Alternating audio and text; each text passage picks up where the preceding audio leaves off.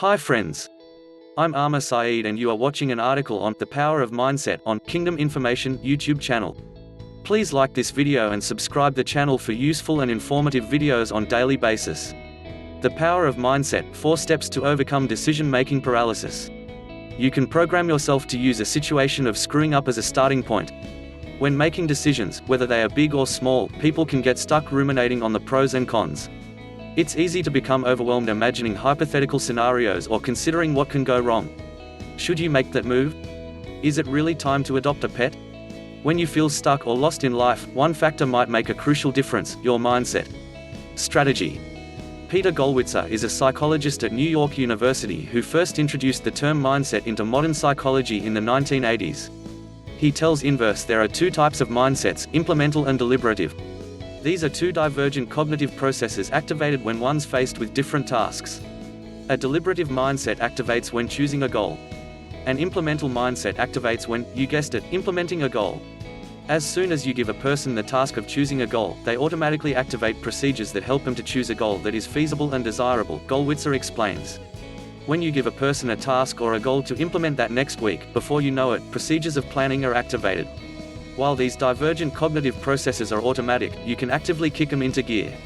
This week, Strategy explores how to harness your mindset, reprogram your reasoning, and ultimately, get closer to achieving your goals. Why mindsets matter. In the early 1970s, when Gollwitzer was just starting out in psychology, the field revolved around a central question: who am I?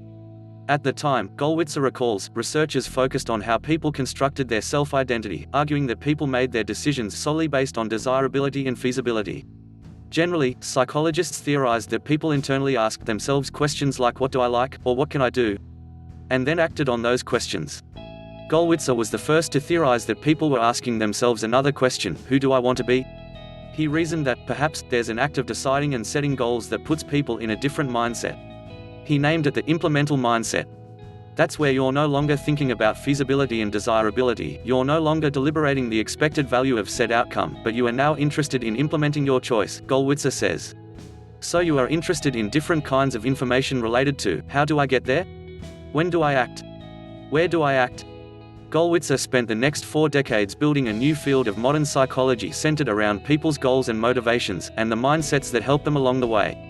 Using screw-ups as starting points, when faced with an especially tough choice or task at hand, weighing the options can often throw people into what feels like an infinite loop. The key to disrupting this painful loop is making what Gollwitzer calls if-then plans, steps that outline when, where, and how to move forward out of a situation. In developing these plans, it's helpful to take the perspective of an outside observer or ask other people for more information.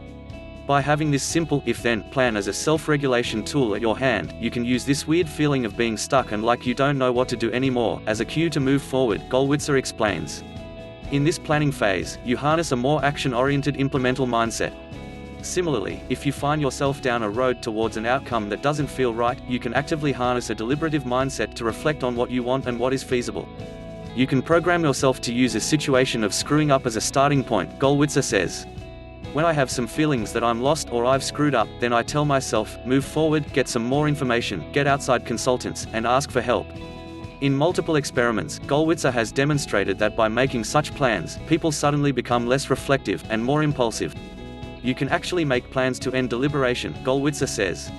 We call this planning to think. Planning is not only for action, it's also for reasoning. At the end of the day, activating a deliberative or implemental mindset can help you feel less like a victim of circumstance, and more of a proactive force.